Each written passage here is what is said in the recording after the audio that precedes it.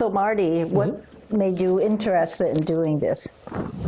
In meeting with you, or Yes, with, in meeting with me and coming back to Chinatown. Yeah. Well, I mean, for me, Chinatown is like home base, right?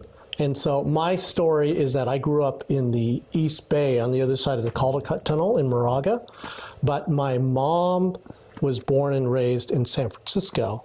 And so we used to always come visit my grandparents coming here. And so once or twice a month, we would come to San Francisco.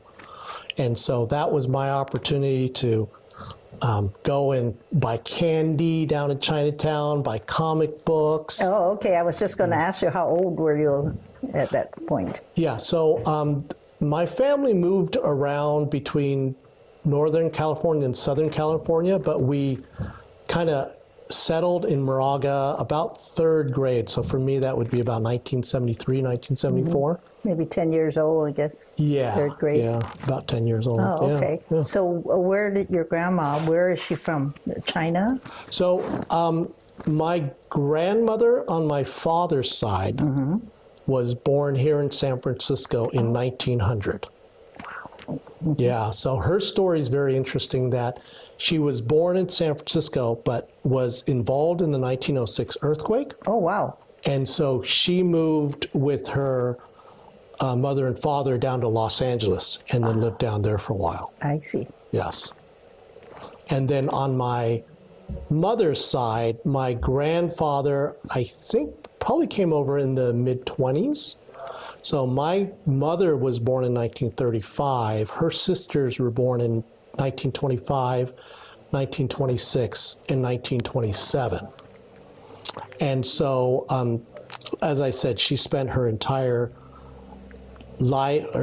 childhood here in San Francisco until she got married at 21 and then started moving with my father. I was just going to ask, Yes.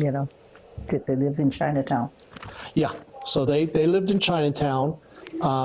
A lot of great stories about growing up here. She went to Commodore Stockton right up the street here. Oh, yes. Mm-hmm. She taught piano at the YWCA. Oh, okay. So spent a lot of her time here.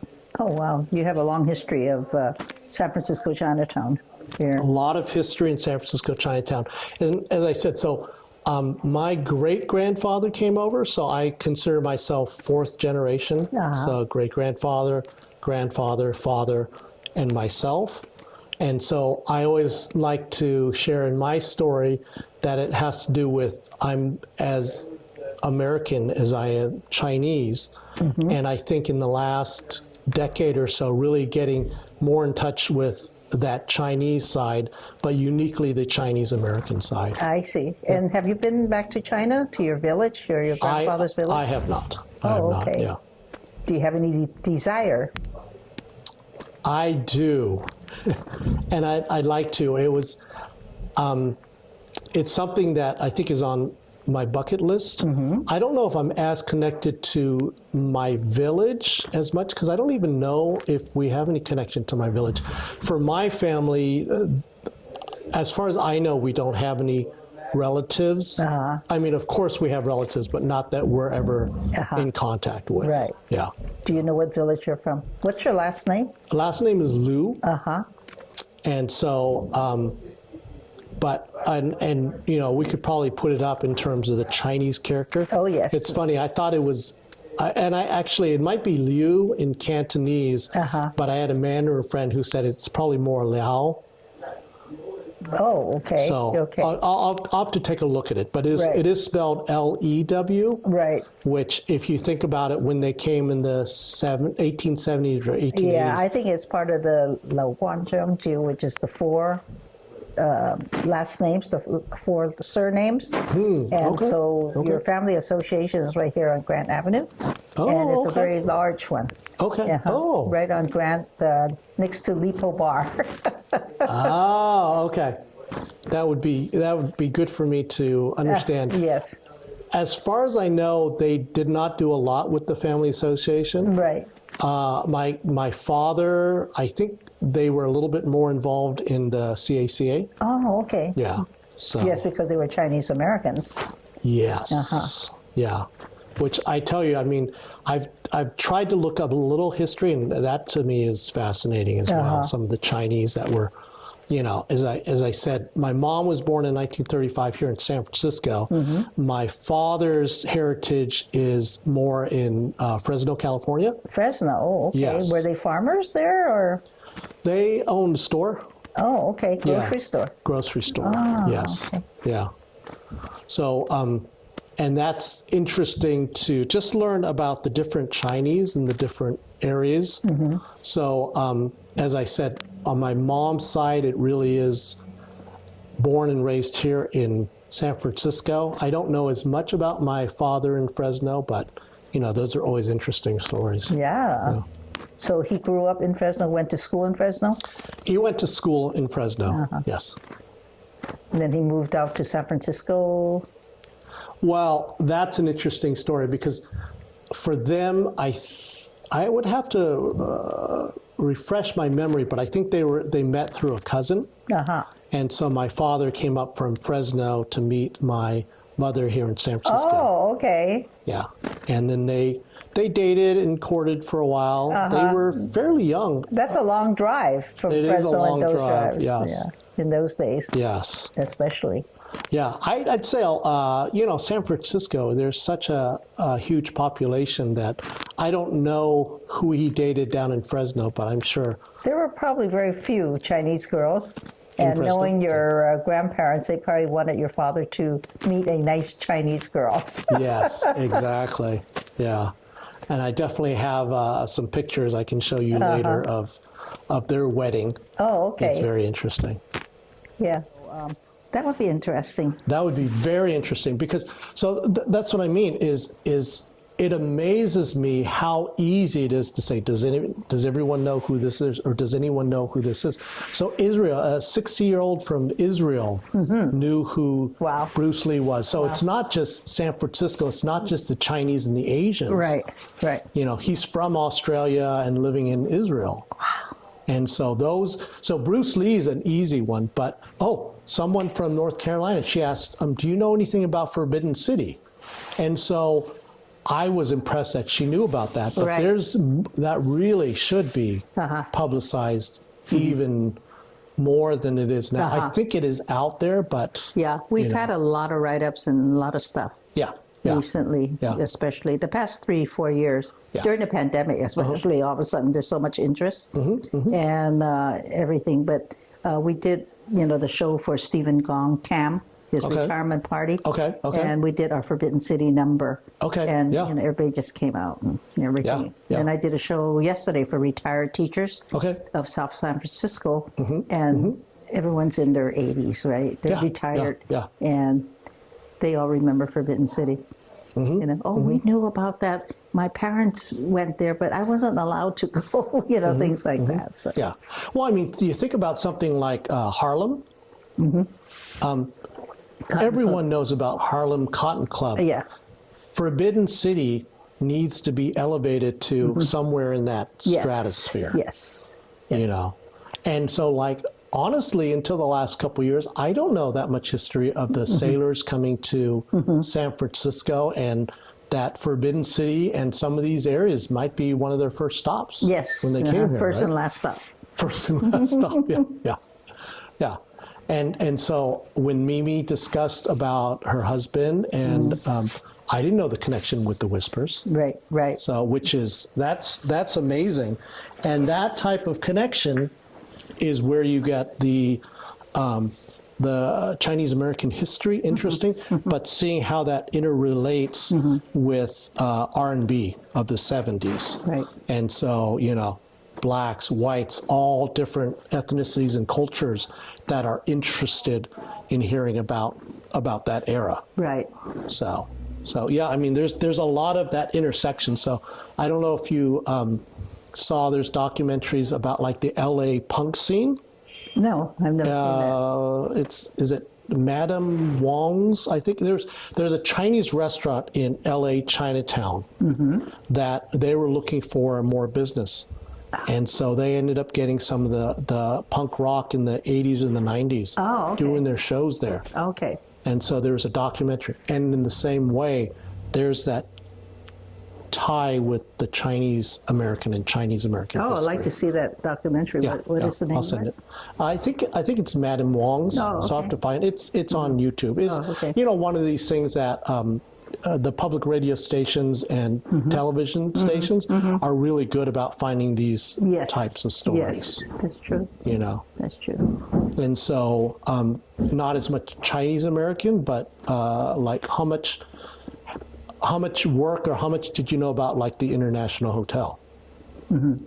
I don't know that much, just of the riots and the protests. Yeah, yeah.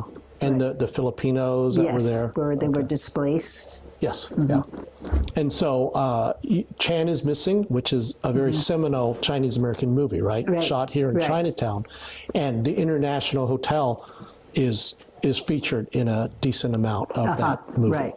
So, Yeah, actor Victor Wong. yeah. So even some of those connections, getting them together for these type of discussions, because it's not ancient history, but some of that goes back 30, 40, 50 years. Yes, right? yes. The 70s, when is the 70s? Almost 50 years ago now. Yes. Seems like yesterday, doesn't That's it? right. Yeah, That's right. Yeah, we could talk to James Chan, who did a lot of documentaries. Who know all about it. What are some of those documentaries? He does the Chinatown shorts. His company is called Good Medicine. Okay. So it's really good. So, like, what are some of the topics that His he's topics gone over? are very similar to what you're talking about, Okay. but he's very familiar with all the films. Okay. You could talk to him. Yeah, and that's where something like this, the interaction between you doing a video show, series, and then interacting with other people who do that. Yes. And then that builds your audience as well as their audience. Yes. Yeah, good for both. Exactly, yeah. Yes. So like one thing that I would be interested in researching more is even like some of the Chinatown restaurants from the 70s and the 80s. Oh, that would be very interesting. Yeah. I've been looking at some photos that I think it's Victor Lim has put up, and it's all about restaurants in the 70s. Here in Chinatown? Yes, yes. Places that we used to go that we forgot all about. Okay. Jackson Cafe, Diamond Cafe, Fong Fong. Fong, yeah. Yeah, things like that. I have a great picture of Jackson Cafe and Sunday Samyang. And remember they had that big neon sign? Oh, yeah. Yeah. And things like that, because I remember eating there as a child, but I probably wasn't looking up at these grand signs, and that was just standard here in Chinatown. Yeah, Jackson Street really should be named Chopsticks Alley or Chopsticks Row, because those were all the restaurants that I went to when I was a kid. We always had the, Guan Lo Mian, and you can't find that these days, right? The Ho Yo Guan Lo Mian. Yeah, things like that. So. And they used to make a rice in a casserole, small casserole with beef and ginger. Okay. Yeah, no, Gurung Sieve, fan. Yeah. And it's in like a little baby casserole, just enough for one person. Oh, really? And with some gravy. Oh, it's delicious. I remember that. Yeah. Yeah, things that we can't find on the menu now. You can't find. I know there's been some news articles about someone who collects like Chinatown menus, and there was a show not too long ago here that they had an exhibit of that. Oh, okay. But like my memories of eating at the Chinese restaurants like Sunday Samyang and Jackson Cafe is my parents ordering what you just mentioned, but I would order off the American side. Oh, okay. So I would have the veal cutlet. Oh, French fries. The French fries, exactly. The prime rib. Oh, wow. Okay. My Chinese American experience was ordering my American meal at Sunday Samyang or a Chinese restaurant, and then my aunt being so nice to allow me to put soy sauce on my rice. Oh, no. That was in the Joy Luck Club. Yeah. And isn't that so Chinese American? Yes, it is. The Chinese would say, "What are you doing? Yeah. That's terrible." Putting ketchup. How about ketchup on the rice? Yeah. Well, still to this day, I will eat my tomato beef chow mein. I love tomato beef chow mein. Okay. And do you remember the first time you had that dish? I'm sure I was about 10 years old. Okay, Yeah, so probably it at was Jackson always Cafe. around. Okay. But now I like it with curry. Yeah. But so tomato beef chow mein, I would say, is that Chinese American? Very origin? Chinese American. Okay. We couldn't get it in China at all. Okay. Okay. Yeah, we asked for it quite a few times. They didn't know what we were talking Really? about. Okay. Did you notice any Chinese American food in China? Something that we are familiar with? Beef with broccoli? No, we did not have beef with broccoli. I don't remember that. Okay. Yeah. How about something like bok choy or gailan? They have yao choy, which Yao is, choy, okay. yes, they have different types of greens, local. Everything was locally grown. Okay. Yeah, everything's organic in China. Yeah. Yeah. And how would they prepare their vegetables? It's sauté. Okay. A lot of times with garlic. They like to use garlic and ginger. Okay. Yeah. And see, I mean, as a Chinese American who's never been to China, it's very interesting to hear what may be of Chinese American origin, like a tomato beef chow mein. I mean, I think we all know the primer easy is to say, oh, chop suey is not Chinese. And we all know that. But to hear something like a tomato beef chow mein, right, or what other dishes might be really of a Chinese American experience. What was interesting, I had tomatoes with scrambled eggs in China. Really? It was a very popular dish. Okay. Okay. Yeah, they would scramble eggs with tomato. But yet we couldn't get tomato beef chow mein. Yeah, exactly. Well, I have a story when I was in Singapore with some Caucasians, some white Americans. When they were in Singapore, they just were not interested in Chinese food. They would want to find a McDonald's. Oh, yes. And so our hosts were gracious enough to put out a spread, and I finally got frustrated enough to say, that's beef, that's broccoli, just eat it.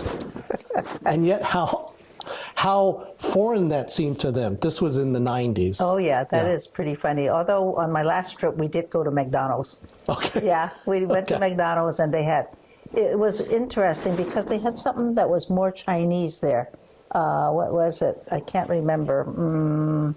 Well, I do know that the French fries were delicious. There's something about the oil they use, I think. Okay. I wonder if they use beef fat. I don't know, but it sure was delicious. Okay. Yeah. Okay. And they had also boba drinks at McDonald's, which we don't have. Oh, okay. So that was interesting. Now, there's never really been any fast food chains in Chinatown, were there? Chinatown here? Chinatown in San Francisco? No, I don't think they were allowed to come in. Okay. They did have a McDonald's on the corner of California and Grant, right across from Old St. Mary's Church, but it didn't last long. Oh, okay. It did not do well. Okay. That For sounds some familiar. strange reason. Maybe they were ahead of their time. Okay. But maybe if they had McDonald's today, it would work. But 20, 30 years ago, it did not. Okay. So what other type of American foods or American influence on foods did you see in Chinatown growing up, or 60s, 70s, whenever? Hamburger. I know we used to go to a place called Tops.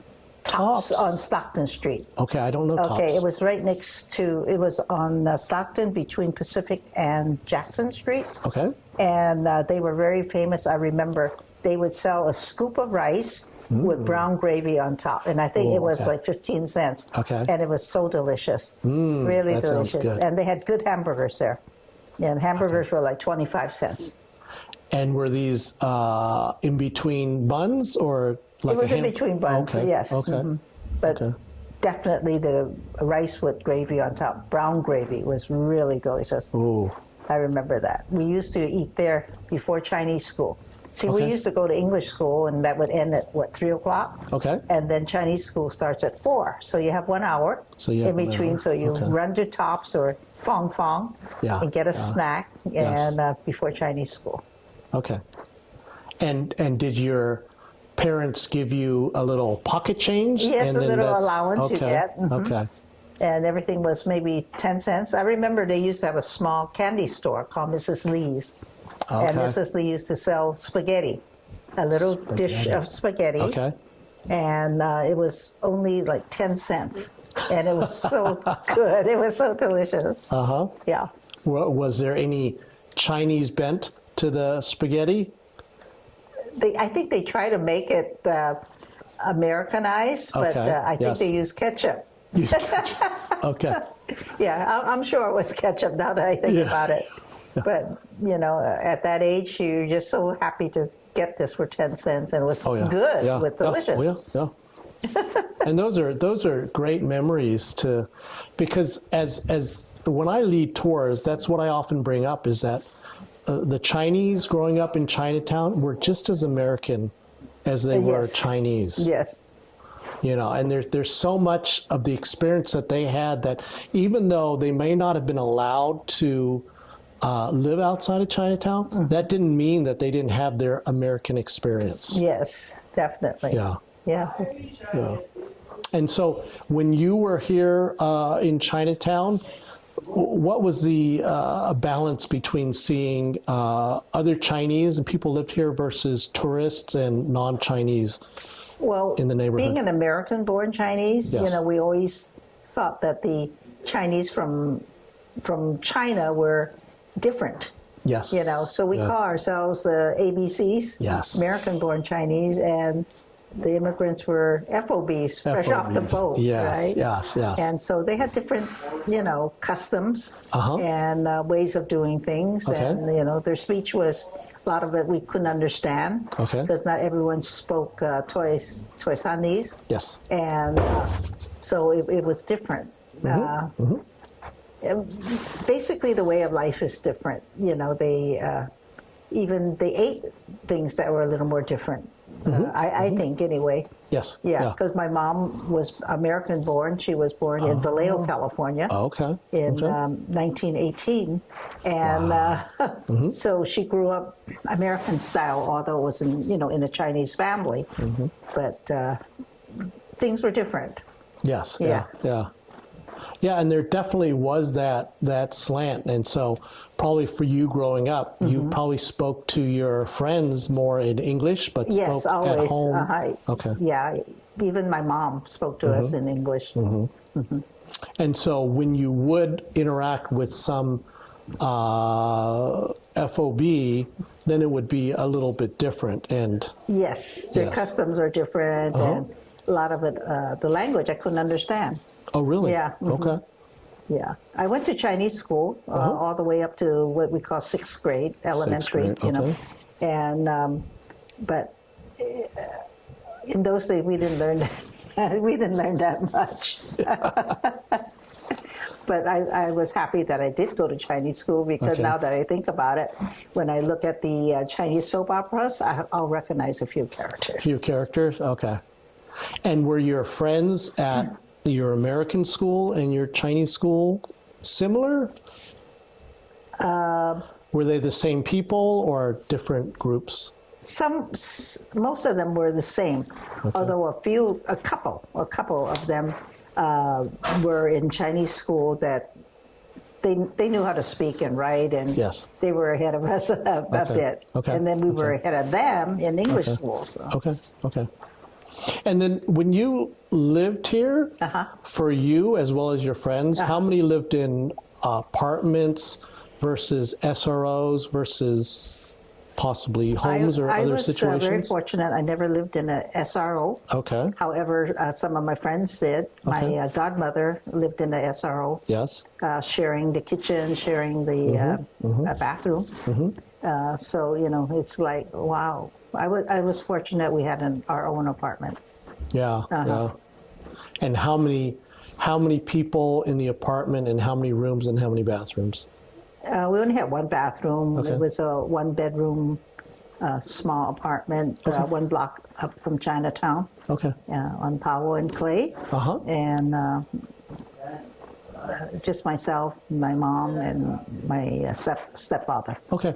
But yeah, you were very fortunate because I Yes, think. but even then, I slept in the living room on a rollaway bed, Oh, on that's the sofa fine. bed, on Yeah. the sofa bed. Yeah. Well, but the nice thing about Chinatown is there were so many places to play and to We walk used to play around in the and- lobby.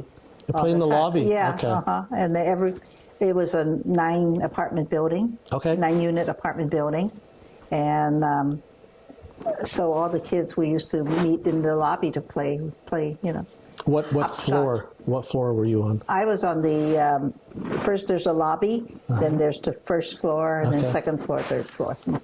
Did you? I remember one of my relatives that to allow people in, you may have even had a little lever in your apartment. Yes. So yes. you could those pull it were and open the door? mostly in the flats. Yes. Mm-hmm. Yeah. Yeah.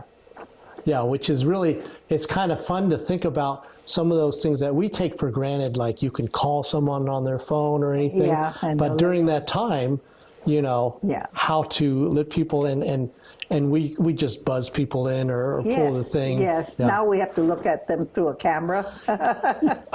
It's different. It's very Yes, different. Yeah. Did you play down at Chinese Playground? Yes, I did. Okay. And what type of activities would you like to do there? I used to like to come down the slide, Oh, yeah? the slide. Yeah. Uh-huh. And then also they have the swing. The swing. Okay. Yeah. Okay. Yeah. So that was fun. The slide and swing. I think that was my Slide, limit. swing. Okay. Okay. And I know that they have the downstairs building, the Willy Woo Woo Wall. Yes. Uh-huh. Was there a building there that they redid, or It what was a small clubhouse. It was Like a small clubhouse. yeah, small Okay. clubhouse. I Okay. remember, and they had ping pong in there. Okay. I remember that. And they still have ping pong there, or not? I think they have ping pong in the large. There's a large Okay. rec room now. Okay.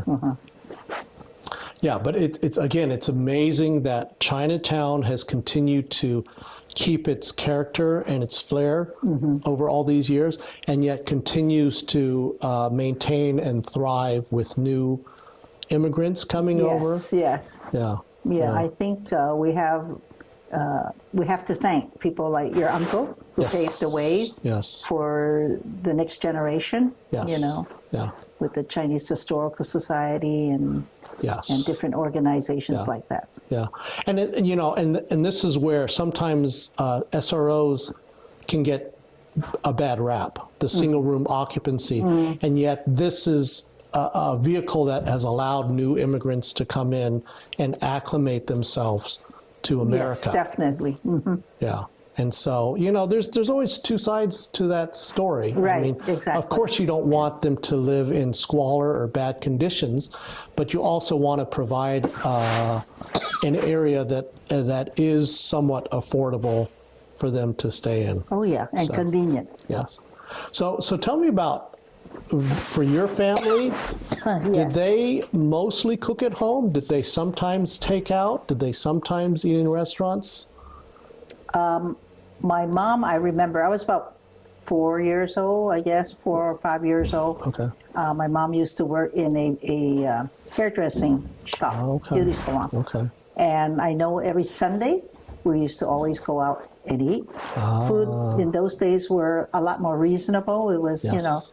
maybe the equivalent to $6, $7 for a whole table of food, for everybody. Uh-huh. And so I remember Sunday dinner was always out in the Chinatown restaurants. We used to go to a restaurant called KK, and you walk up these stairs, and when you get upstairs, there's like booths with tables, and then this horrible thing was that they had a spittoon in every room.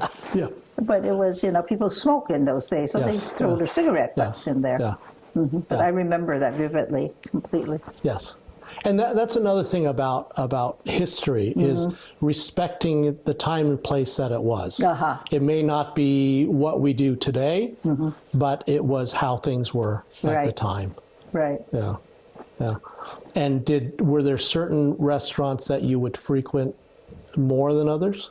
I know we went to KK a lot because it was Yes. very reasonable home cooking. Yes. They were famous for their yokbang, which is the meat patty, meat patty with the ham yu. I remember Ham yu, my yeah, mom yes. really loved ham yu. Yes. And then another restaurant, it may be a little more upscale, was a place called Nam Yuen. Nam Yuen was on Washington Street, Yes. and it was a little more modern. Yes. And maybe a little more expensive. Yes. But we always went there also. Yeah, yeah, yeah. No, it's amazing what was available and what was popular then, and I think a lot of us are still interested in those Oh, yeah. type of dishes. Yes. Yeah, when I was giving a tour earlier today, I brought up about Wentworth Alley and Salted Fish Alley. Yes. And you think about dishes, whether it's lapchung or hamyi, that we had because we had to preserve some of the food, Yes. and yet they still continue on, and it's some of our comfort foods, right? Because we had those dishes out of necessity, but now it's just part of our it's a treat. experience. Oh, yes. So you can't find restaurants to serve that. Yes, yeah. I remember my godmother's apartment. There were no refrigerators. And then Yes. so she had a little wooden box outside her window. Oh. And that was her refrigerator. So she put all the food there. Okay. Yeah, and that served as a refrigerator. I remember that. Yeah. Because it was a little cooler because it was outside the building. and it served as, Yeah, yeah. it No, did its that's purpose. wonderful. It Yeah, served yeah. its purpose. Yeah, no, it's very interesting to see that. And sometimes when you walk around Chinatown, you still will see Chinese bacon, Chinese sausage hanging yes. out the windows. Oh, yeah. Yeah, Yeah. yeah. I think again, Chinese are very good at figuring out how to make things happen in whatever situation they're involved in. Oh, yes, definitely. Yeah. They always made do. Yes. And Yeah. it works. Yeah.